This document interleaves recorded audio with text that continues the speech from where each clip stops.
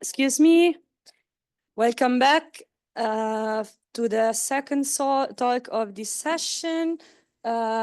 Please, I introduce you to Teresa Barron, who's going to talk about justice for the womb. And please, the floor is yours. Thanks so much. So I want to talk today about a bit of the kind of spin-off / background from a project that I just finished on artificial womb research and the ethics of that. And in this talk, I'm going to be stepping back a little bit from that actual technology and those research processes. I'll kind of say a little bit about them, but mostly I'm kind of pulling away from that to look at the kind of motivations behind this research and the ways in which this interacts with some of the kind of broader narratives within medicine, historically and in contemporary medicine, around not only artificial womb research, but also kind of obstetrics generally, things like hysterectomy, and the way in which we see the womb in society. So I'm going to look at the let's say about 2,500 years of history, but in like 1 or 2 slides, so before anyone panics. And then I'm going to move on to the contemporary aspect, and in particular looking at some of the bioethical literature defending artificial womb research, and kind of giving various arguments for why we should be doing that. So looking at where the artificial womb has come from, the first sketch of artificial womb technology, or ectogenesis, we see appears in alchemical writings attributed to this guy, the Swiss philosopher, alchemist, physician, and theologian, Paracelsus. This was back in the day where you could really just do everything if you wanted to. And his work on things like toxicology was really influential in later developments on medicine. But the model of ex utero gestation that he describes in his De Natura Rerum from 1537 probably wouldn't have passed muster in any clinical trial. And frankly, it's all method and no results, but we'll read it anyway. He says, "Let the semen of a man putrefy by itself in a sealed cucurbite," which I think is a kind of vase, "with the highest putrefaction of the venter equinus, or horse manure, for 40 days, or until it begins at last to live, move, and be agitated, which can easily be seen," he says.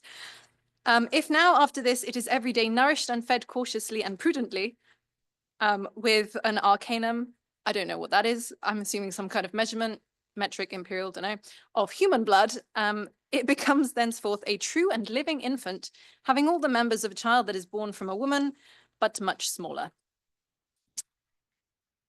I haven't tried it myself.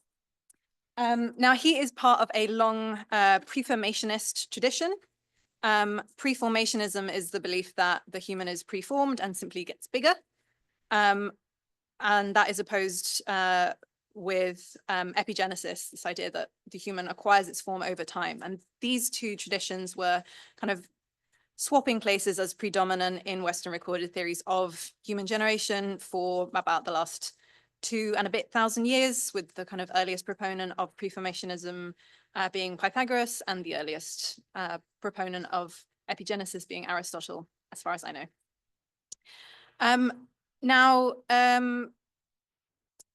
Proponents of this preformationist approach were divided on the origins of the kind of the preformed human, or homunculus in some traditions. They were divided into ovists and spermists, and I won't give anyone prizes for guessing what each of those believed. It kind of does what it says on the tin. So ovists believed that the human infant was fully formed in the maternal egg, and that wasn't actually based at all on an observation of the human ovum, which wasn't actually discovered scientifically until 1827. It was just based on extrapolation from what was visible in other animals, including birds and lizards. Spermists thought it was the other way around. So the homunculus was found in sperm, and the maternal contribution was essentially passive. So the woman was necessary, but didn't add anything material to this process. And the two approaches bounce back and forth, receiving different kinds of putative support from scientific discoveries over time. So, for example, in 1677, the Dutch microbiologist Anthony van Leeuwenhoek, sorry if I'm butchering that. Yeah, I am. Okay, sorry, Elsaline. He observed animalcules in rainwater and on the rind of cheese, and then later described the semen animals that he discovered in ejaculate and contra ovis. He declared in 1683 that, quote, man comes not from an egg, but from an animalcule in the masculine seed. But these guys had problems that were not necessarily so much scientific as theological in nature. And we can sum it up roughly as this. If each ejaculation contains millions of preformed human infants, each of which has an immortal soul, then every failed conception, and in fact each successful one, constitutes a massive waste on the part of God. So ovism was then the low waste solution for soul distribution and kind of gained popularity on some fronts there. So for some ovists, like the French philosopher Malebranche and the Italian biologist and theologian Lazzaro Spallanzini, the encasement of living beings in ova was not only the low waste soul distribution solution, say that 10 times fast, but it was also a series that we could follow back to the creation of the world, egg in egg in egg.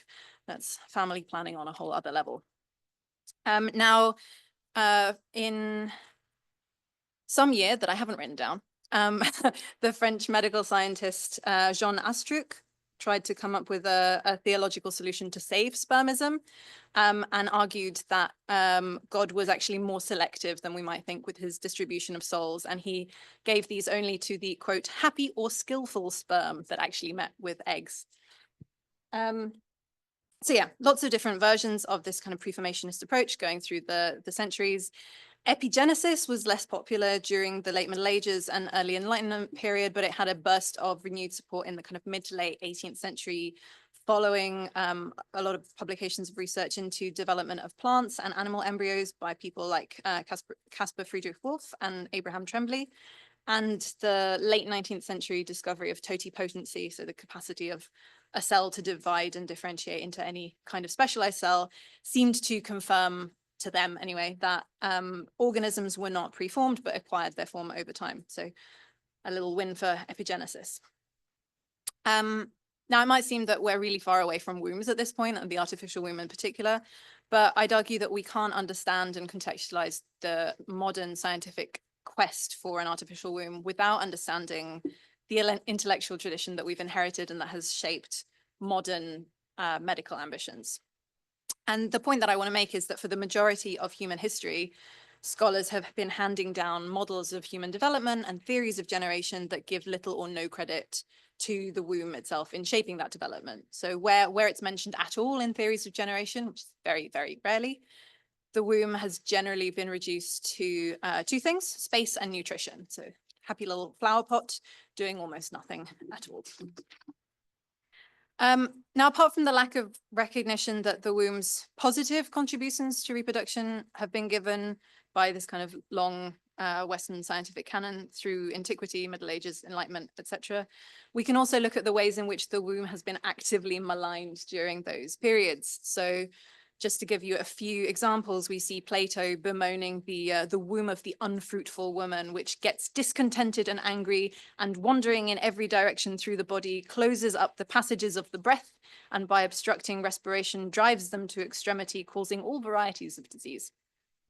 In Hippocrates' work in the 5th century BC, we again see this disgruntled and restless womb releasing toxic fumes into the body. In the 2nd century AD, Aretaeus of Cappadocia talks about how the womb is this altogether erratic living thing, meandering through the body and causing women all sorts of problems. Also in the 2nd century AD, Galen's writing just blames all kind of conceivable things on the womb and collectively labels these as hysteria. And these writings remained influential in European medicine well into the Middle Ages. So for example, University of Oxford in the 17th century still had the rule that before a Bachelor of Medicine could graduate as a doctor, he was required to, I quote, publicly read either 6 solemn lectures on as many days from 1 in the afternoon till 2, in which he might explain any portion of Galen, or he could cursorily explain in 3 lectures at the fewest any one of the following books of Galen, that is 1 book on the temperaments, 1 on the differences of fevers, on the uses of parts, or on the local affections. So Galen really hung around for a long time. And this idea of hysteria and other kind of supposed maladies blamed on the womb were, I mean, through the Middle Ages and the early modern period, were ever present in kind of recorded medical writings. So whether that was hypersexuality or hyposexuality, melancholy, madness, anger, rage, pretty much anything, it's probably the womb's fault. And this is just focusing on the medical context. So we're not even getting into the socio-political blame that's placed on the womb in other contexts during the same kind of time period. Now, looking at some slightly more contemporary discourses and trends, we still have a range of voices, and of course not the only voices, but certainly some of the loudest voices in medicine and bioethics that are still happy to reinforce this narrative that the womb is in some ways problematic, that it's in particular a danger to the fetus, and that pregnancy generally needs to be controlled and managed as much as possible by medical professionals to prevent damage to the fetus by this dark and dangerous place, or the most perilous environment in which humans have to live. I'm not going to go through all of these examples, but basically we have a narrative with huge normative power in shaping practice in kind of the last 50 to 100 years or so.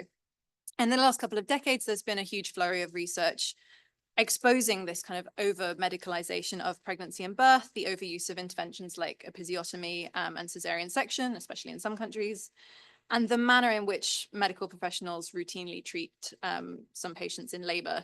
And this is research that's demonstrated a huge undercurrent of misogyny, coercion, and control in reproductive and obstetric care. So, for example, birthing patients are routinely treated more as obstacles to the process of delivery than active participants in it. A lot of patients report negative or judgmental responses, or just being ignored when they try and enact medical autonomy in this field, et cetera, et cetera, et cetera. So my kind of hypothesis here is that the attitude that pregnant or laboring women, or even pre-pregnant women, are a potential threat to the fetus, and that this dark and dangerous environment of the womb must be managed by professionals, should be recognized as a fairly crucial part of the background story that motivates the pursuit of ectogenesis today. And obviously we have a few different intersecting problems to deal with here. Mistreatment of patients in obstetric care is not just because the intellectual tradition we've inherited doesn't give enough credit to the womb. We also have to recognize this as the UN Special Rapporteur writes, quote, part of the continuum of the violations that occur in the wider context of structural inequality, discrimination, and patriarchy. But that said, it's still an important part of the backdrop of this kind of context that shapes modern scientific motivations for seeking out artificial womb technology. So as Janaea Correa observes nearly 40 years ago, this kind of backdrop culminates in the belief that if only we could dispense with the woman's body and put the fetus in a glass and steel mother machine, babies would be so much better off. And the normative trends that we see within obstetric medicine tending towards this belief that pregnancy and childbirth need to be controlled and managed by external professionals for the sake of the fetus seems to me quite clearly to be intertwined in that kind of motivation, as we can see when we read some of the earlier bioethical arguments for developing the artificial womb, like this quote from Joseph Fletcher, for example, who says, the prospect of having an open window on a growing fetus is welcomed by most of those in responsible roles, embryologists, placentologists, fetologists, not mothers. Their chance to monitor fetal life in the light out of the darkness and obscurity of the womb will add enormously to our knowledge and help us reduce the hazards that face obstetricians and their patients. And I'm just going to drop in here that Joseph Fletcher's bio on his own book describes him apparently unironically as the patriarch of medical ethics. Now, obviously, it would be very cynical, maybe even unreasonably so, to say that this long-standing denigration of the contributions of the biological womb in creating humans and its kind of denigration within the medical system over time constitutes the sole and primary motivation that drives artificial womb research today. But doesn't go away entirely. And there's two main strands of argument that I'm going to unpick over the next few slides in more recent bioethical literature arguing for the development of artificial wombs. One of these mirrors very closely the clinical rationale for contemporary scientific research into artificial womb systems and artificial amnion and placenta systems.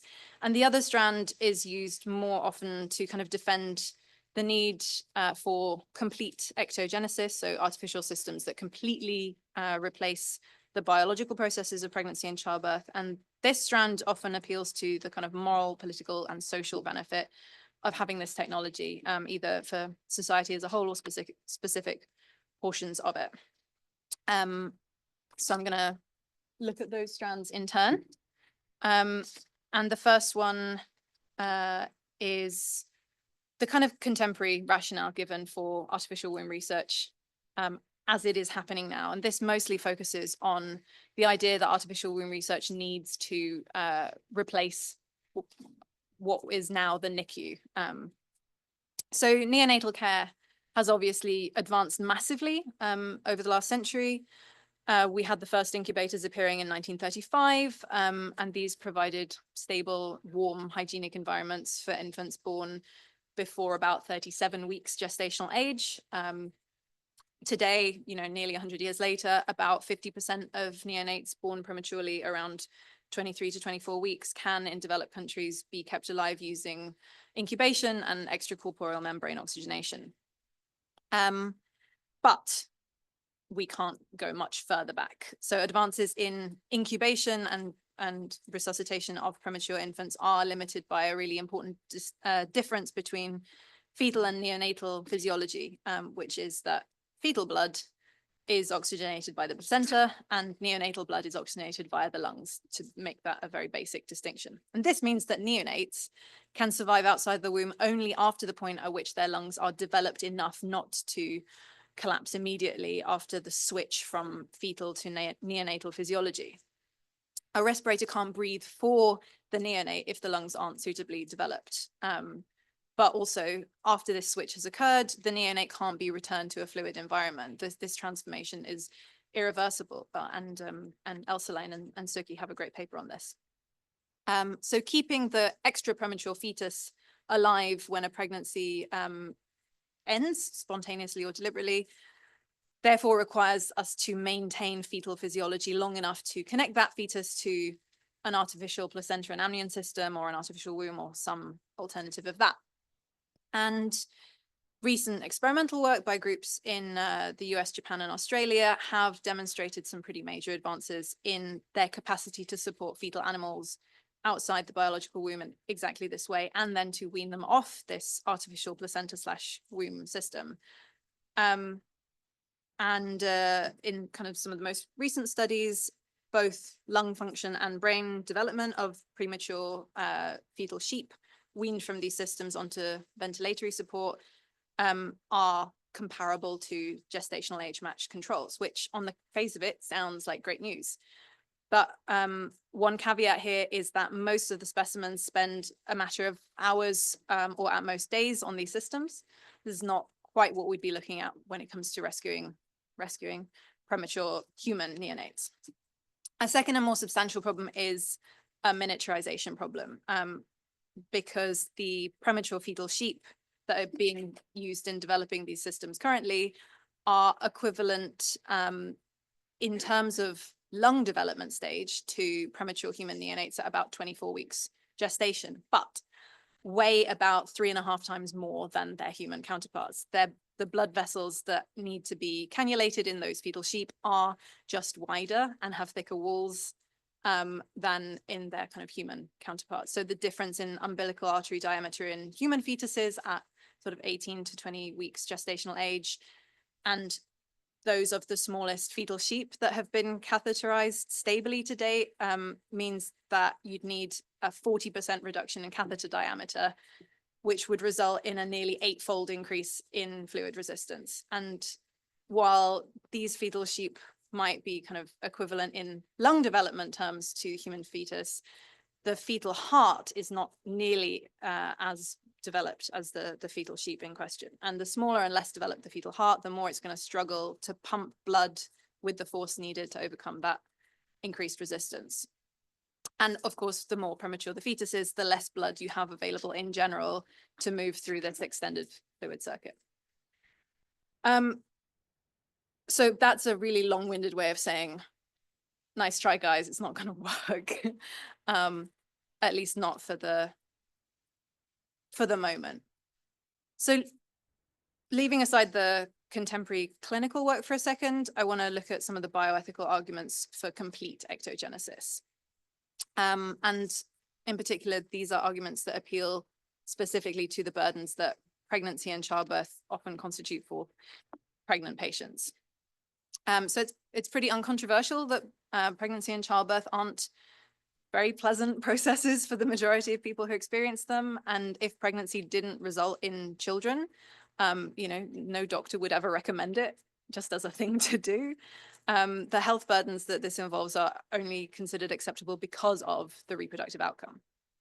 So just to give you a few examples of the ways in which this can be horrible, you have studies finding that nearly half of all pregnant women in the US experience at least one unexpected complication, and 29% of even low-risk pregnancies, this happens. 70 to 80% of pregnant women experience morning sickness, which in turn has pretty major impacts on their daily functioning, emotional well-being, mental health, etc. 85% of women experience perineal injury during childbirth, with 1/3 of births resulting in spontaneous perineal laceration. Fun. And in case all that wasn't bad enough, the only kind of major form of pain relief currently available during childbirth, epidural, found massive failure rates in one major study in 2012. And I'm hoping that now, a decade later, it's a bit better. But back then it was failure rates of 32% for thoracic epidural and 27% for lumbar epidural, which is just so high, given that this is the pain relief given to you when you're being literally cut open to have a fetus removed from you.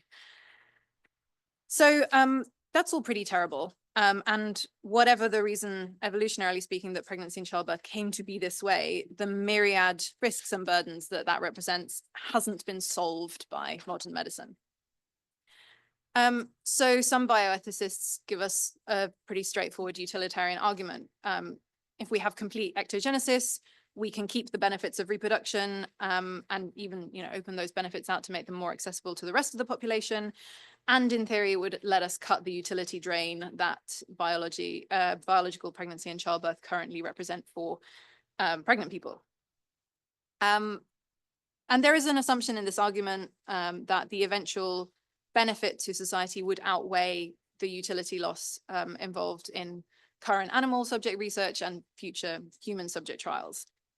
But the problem with this, kind of, as with most utilitarian arguments, the problem with this theoretical counting game is that none of these numbers can be defined at this stage of the research process, or probably ever. So the utilitarian argument only works if there's a major and widespread benefit to society from this tech, and in that sense, it's very, very long-term future directed. Even if we develop it successfully, it's very, very unlikely that ectogenesis is going to be rolled out immediately or in any kind of short-term scenario to the benefit of anyone except a very small and probably very wealthy proportion of the population. And in the meantime, the negative utility costs of pregnancy and childbirth will continue for the rest of the world. So the numbers don't seem to quite add up there. And the other kind of factor that impacts on this utilitarian argument is that we have maybe not exactly equal, but pretty significant reasons to believe that ectogenesis could be used to the detriment of the same populations that whose interests are being appealed to in defending why we need it.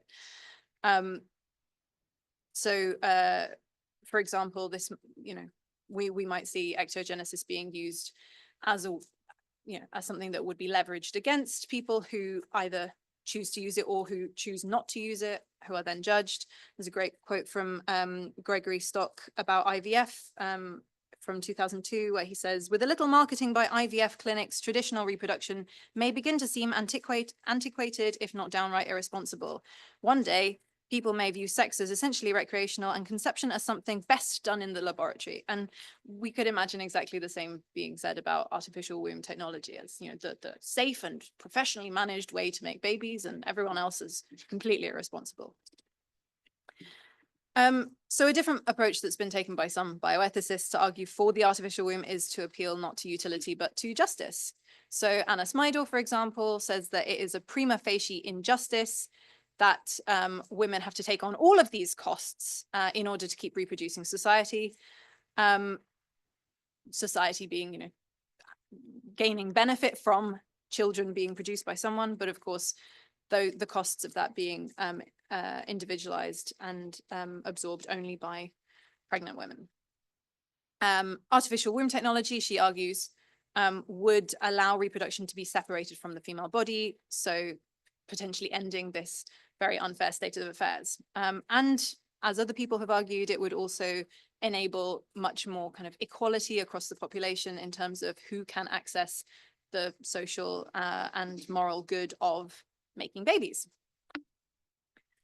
And there's a problem, of course. This kind of presupposes that having artificial womb technology would coincide with, social liberalization to the point where that technology would in fact be available to everyone across the board completely equally, and that it wouldn't just reinforce old injustices. So Evie Kendall, for example, does comment that reproductive biotechnologies have not caused pronatalist dogma, but they do have the power to reinforce it. We can't assume that the artificial womb is going to turn the table on how we see reproduction, social roles, acceptable forms of family making, and so on. And this justice-based argument, especially Anna Smidor's version, does seem to presuppose that the capacity for biological pregnancy and childbirth wouldn't continue to undergird exactly the same kinds of sex-based discrimination. Yes, the artificial womb would give us a new way of making babies, but unless you're planning to literally sterilize everyone and make sure that only the artificial womb is used, there's still going to be a difference in this kind of biological capacity. And it's also important to note that this kind of justice-based approach has to be applied differently depending on whether we focus on either partial ectogestation as a kind of rescue technology for extremely premature neonates, or whether we look at the pursuit of complete ectogenesis. I've been talking here about complete ectogenesis, but we have to keep in mind the potential for even the kind of rescue-based approach to produce new potential sources of injustice. And here I have in mind Jennifer Bard's concern, where she says it seems a short leap from the ability to continue a pregnancy in an artificial womb to the requirement that every unwanted pregnancy must be completed in an artificial womb. So basically the justice-based approach isn't without problems, though I will say I'm kind of more sympathetic to it than the utility-based approach, just on the grounds that it doesn't rely on kind of impossible counting game. At the same time, the reason that pregnancy and childbirth, unlike a lot of other socio-medical phenomena, are poorly managed is itself a deep injustice. And the claim that we have a justice-based reason for ectogenesis in order to spare half the population from a process which is more difficult, risky, burdensome, etc., than necessary because of historical injustices just seems by itself to be deeply ironic. And I think I'm going to skip this because I don't have a lot of time. And I'm going to go straight to final thoughts, which is, or are, I think that the shape and trajectory of artificial womb research is mired in injustice. that doesn't automatically mean that this research is wrong or bad or terrible or should be abandoned. I think that there are scientific and biological reasons why it probably should be abandoned, and that we definitely shouldn't try human subject trials anytime soon. But I explore that in more detail in a different paper. Feel free to ask me about it later.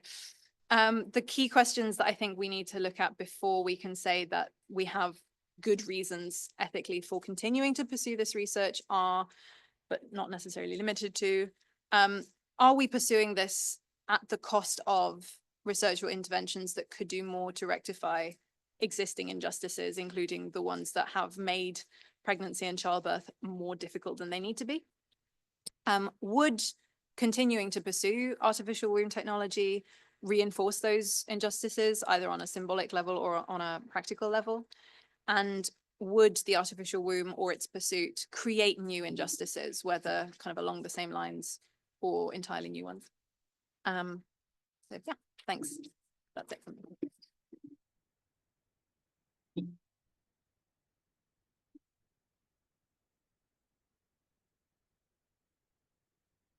So much. So same ratio. Thank you. Thank you so much. That was really interesting. It's something I haven't thought about a lot, so it was like super cool to see what you had to say about it. I was just wondering about this. You said that the utilitarian argument doesn't really go through because this would probably only be available to a small and wealthy, like, subportion of the population. And I was just wondering if you, do you not think that also undermines the justice version of the argument, that, like, you know, surely if that's true, there can't be any good kind of justice-based argument for it either, because, you know, it would be like only applied to such a small subpopulation, right? That there would be something fundamentally unjust about that from a sort of egalitarian perspective. Or Yeah, I think that that problem kind of spreads across both arguments. I think the utilitarian view and the sort of justice-based argument for why we need the artificial womb focus on different kind of approaches, but that is a problem for both of them. I agree. Yeah, thank you.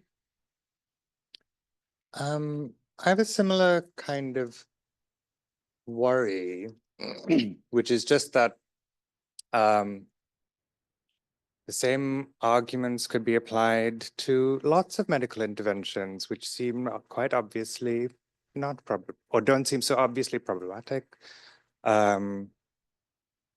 Chemotherapy agents, very expensive, very few people benefit from them. And there's a whole lot of malaria that isn't being given that funding, right? So just because something is expensive, you know, yeah, fine. It seems like you could argue that you have to justify it strongly, and we perhaps don't. But equally, just because something could be used hypothetically by misogynists, like there's so many ways in which the combination of the arguments you use could probably discount all of medicine.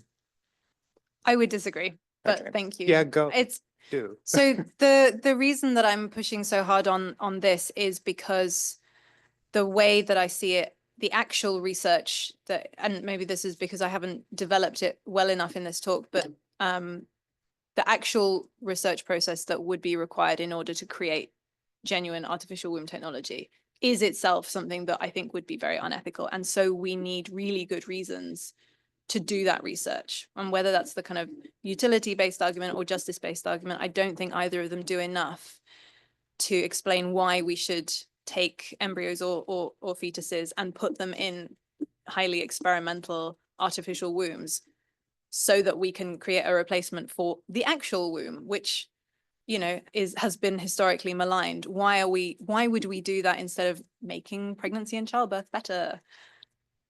I don't know what kind of practices and research trials would be needed to create the chemotherapy drugs that you mentioned, or, you know, other medical interventions, but I'd like to think that most medical technologies and interventions that have been developed and have made the world so much better in so many ways haven't required medical trials or scientific research processes that are that ethically sus to begin with, if that makes sense. Partly because when we have human subject trials of something that is experimental, usually this is tested on people who could potentially stand to benefit from that research, or at the very least can consent to taking part in a trial from which they might not benefit. But we would literally have to bring people into being to show that the artificial womb works.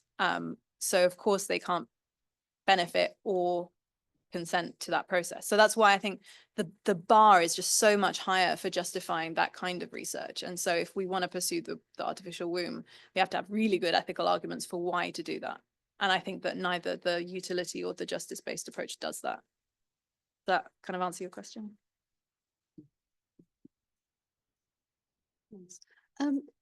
Okay, but isn't it likely that the first human subjects would be very premature fetuses who would otherwise not survive?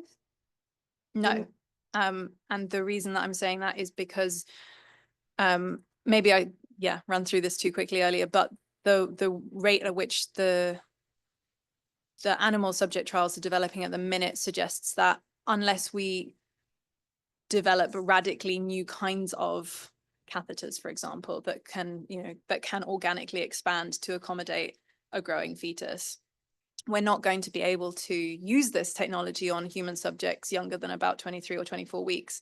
And we can already rescue them in vast numbers using NICU technologies. So in order to justify using that kind of radically experimental technology rather than extracorporeal membrane oxygenation, which has a 50% success rate in saving 23-week-old to 24-week-old fetuses, like it's a case of like, why would we do that?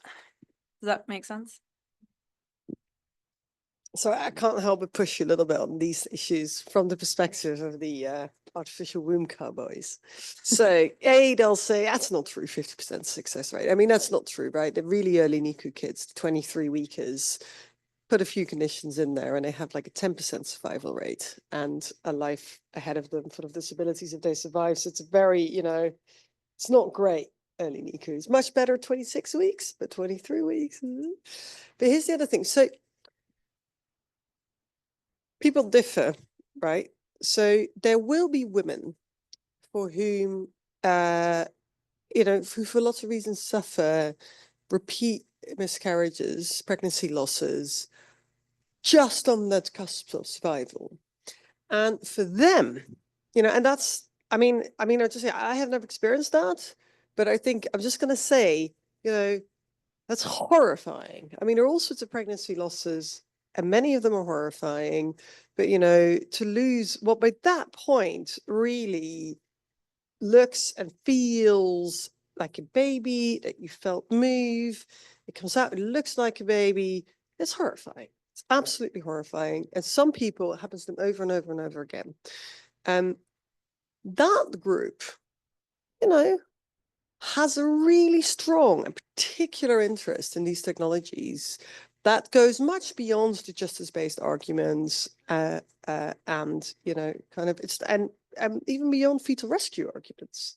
It might be their one chance and also exactly what they need to have a child of their own because they can get it to the 22, 23 mark. And then it goes wrong. And, if you get the animal technologies to work, you've got really good animal models, you've got a variety of animal models, you've done your tinkering really well, you can probably make the case for your ethics committee that this, this is a good chance, a better chance than a good enough chance of a better chance than the NICU, that it seems justified to do the trial on this 22-weeker or 23-weeker with the consent, the wholehearted consent of the parents. Do any of your arguments really resist that? Because I think Arjun's is a really powerful one, right? I mean, we don't develop we develop these ridiculously expensive cancer drugs. It may be tempting to say, yes, just don't do it. Yeah, malaria nets. But nonetheless, there'll be this very select group of patients. They really want those power drugs, and that's all they want and all they need. Can you really resist that? I think so. Partly because, I mean, I feel like my argument is helped by the fact that at the current stage of scientific progress, we literally cannot do it. And there are 3 projects in the world trying to do this, and all of them are getting stuck at miniaturization because the fetal heart at, less than 24, 25 weeks just cannot pump the blood across an extended fluid circuit at that size. It can in the fetal sheep.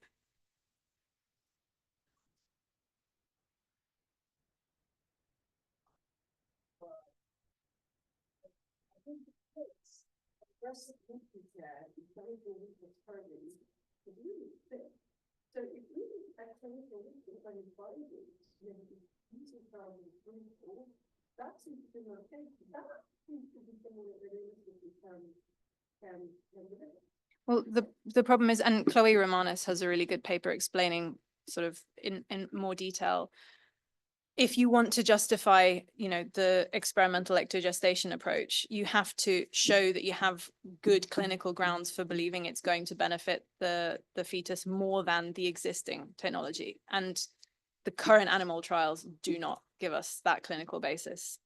Not in any way. They don't even show that you've got a 10% better chance, or in fact any better chance than the NICU at all. So, and I'm gonna, that's okay. I will, yeah.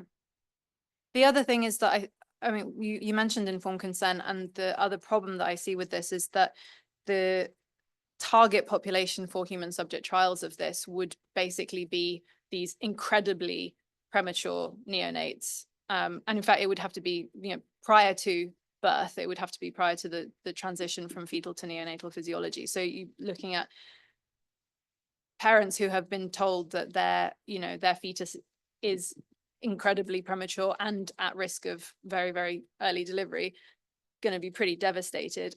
How are you going to get informed consent to a genuinely incredibly experimental and different kind of technology? Yeah, I know where you're going. How are you going to get genuine informed consent, and how are you going to justify basically, that they would be the first people to do this? It would almost certainly go wrong, and their grief would be placed on the scientific stage for the world to see. I can't imagine how any healthcare provider could recommend that without violating some kind of duty of care to the prospective parents. I find that's where my struggle is. Just do it without the mic, big people can. Yeah.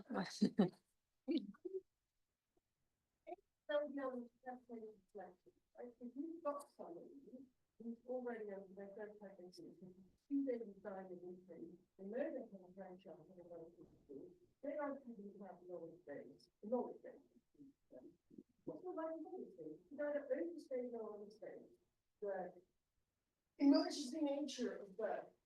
It's not like, oh, we're going to finish it later, 5 minutes later, 5 minutes later, boom, there's the time. I mean, people like Yeah. but also, what we currently do is very what we can to do, certainly, is to say, within 24 hours, having multiple pregnancy has gone to some like epic premature disaster. But you now have to decide when you're going to subject the 24-week child to highly invasive nuclear care. It's 30% chance of survival, and 30% chance of survival. It's 90% chance of lifelong disability, then that really concern for. And we didn't take for that decision. I mean, technically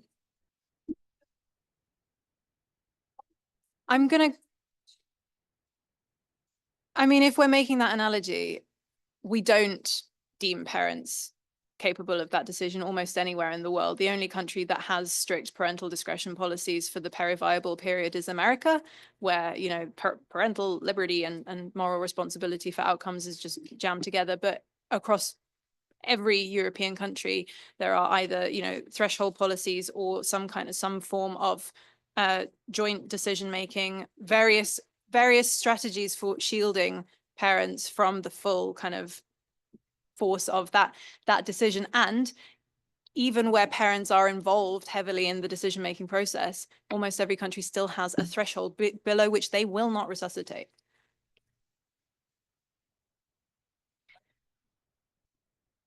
Legally, they have to consent, but I would argue that it's not genuinely informed consent in the way that we as philosophers would consider kind of morally transformative.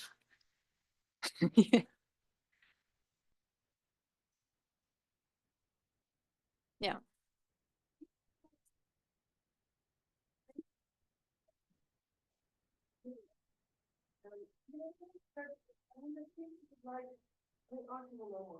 Like, you know, people have to do emergency trials where people population, the universe, so when they have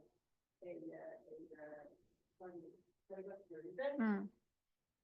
yeah, you know, consent, it's certain times, or needing consent, then time, get the kids to consent for it, and ethics committees, if they do the case in favor of experimental research technology, which is totally not going to happen, you know, we'll find a way of doing this. And of course, it may not be because the case in favor of experimental research is not strong enough in a conspiracy theory now. But it is because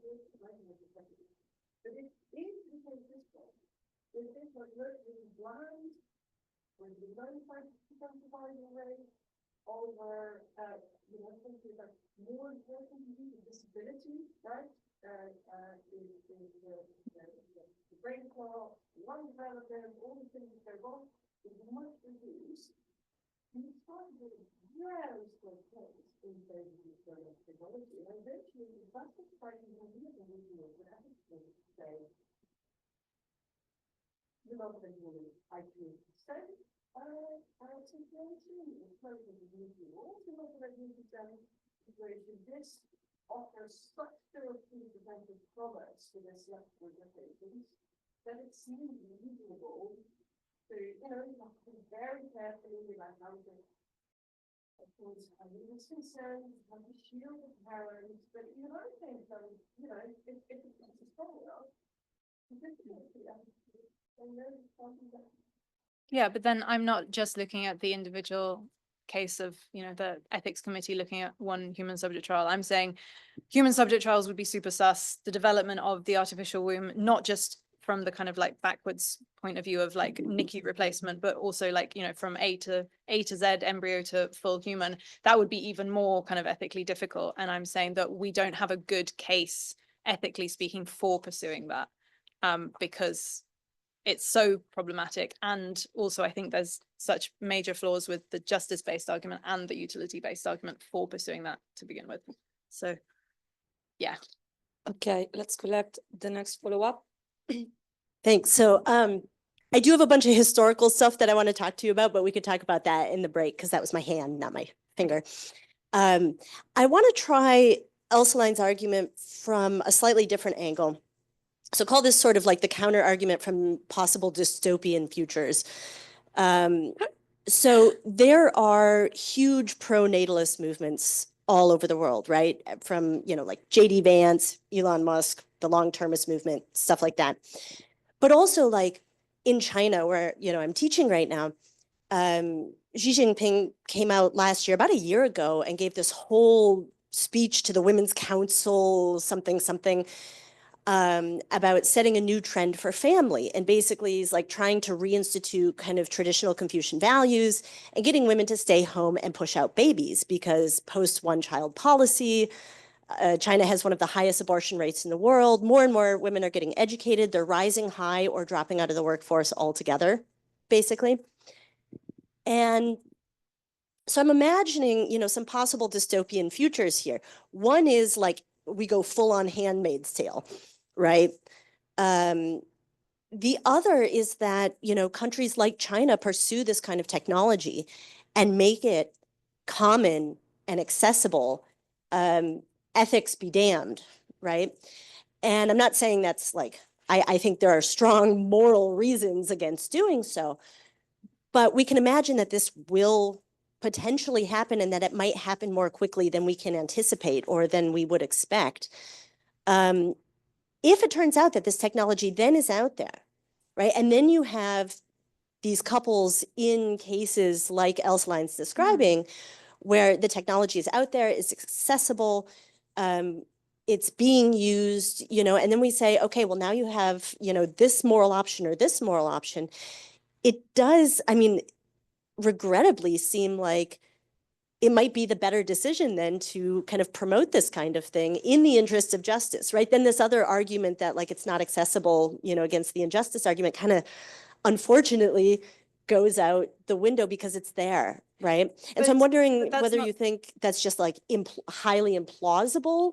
So I don't think it's implausible that China is secretly working on this. Like that's something that frankly probably they are somewhere.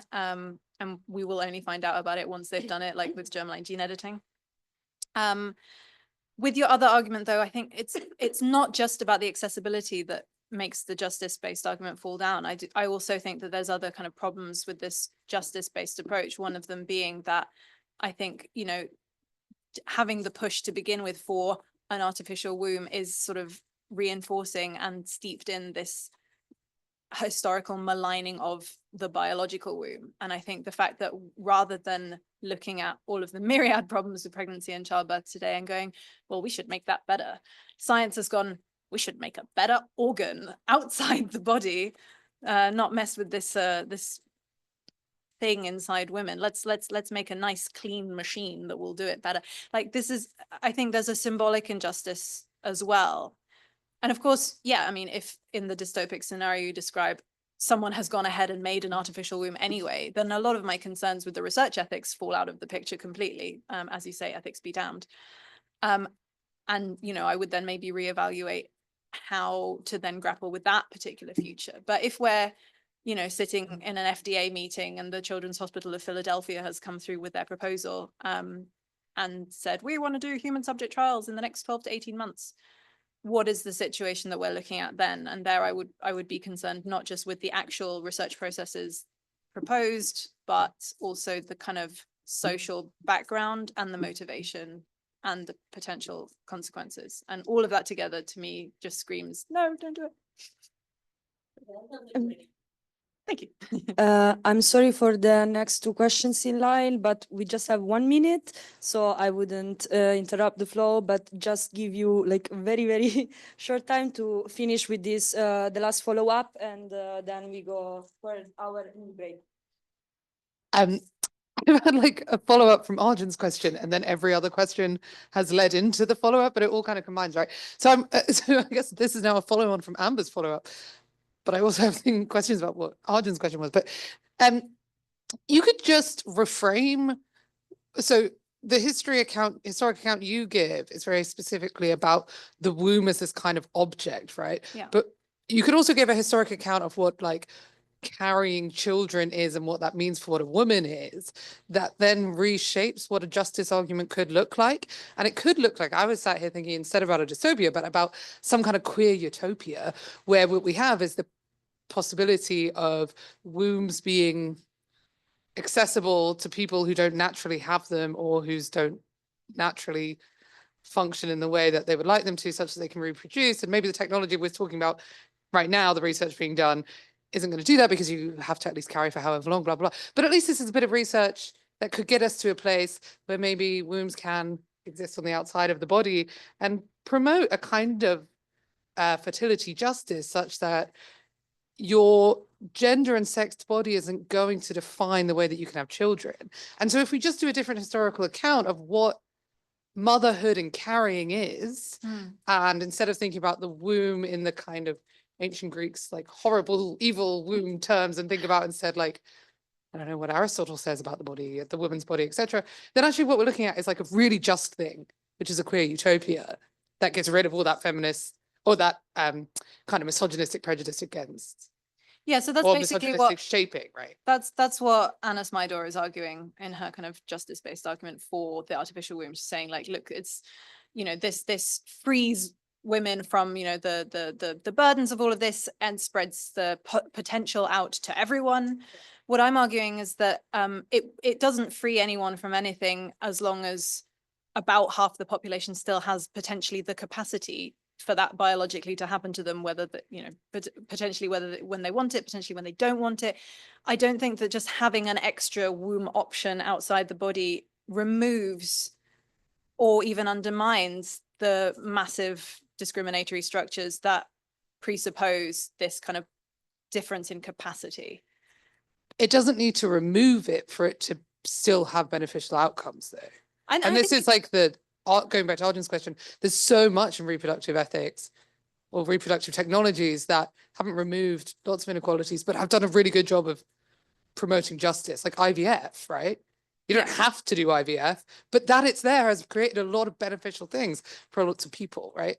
So you could say it doesn't have to remove everything, remove all the injustice for it to contribute to justice. Yeah, and I'm not saying that there couldn't potentially be some good outcomes. You know, I'm not saying that the utilitarians are completely wrong. There are no potential benefits. I'm saying that, like, sure, there are some potential benefits, but there's also potential costs, and we don't know what the numbers could really look like. I'm not convinced that it really outweighs the ethical burdens that the research process would entail to begin with to get that technology actually working and perfect so that it could be rolled out. And then I'm not sure that it, you know, precludes some of the new costs that having that could put out into the world. So I'm basically, the numbers don't seem right to me, but I'm not saying that there are not potential benefits. I just don't think that they are completely up on the x-axis. Okay, thank you so much, Teresa. Thank you all for this nice discussion. I invite you to collect the questions that were in queue, and I invite you all to thank Teresa again.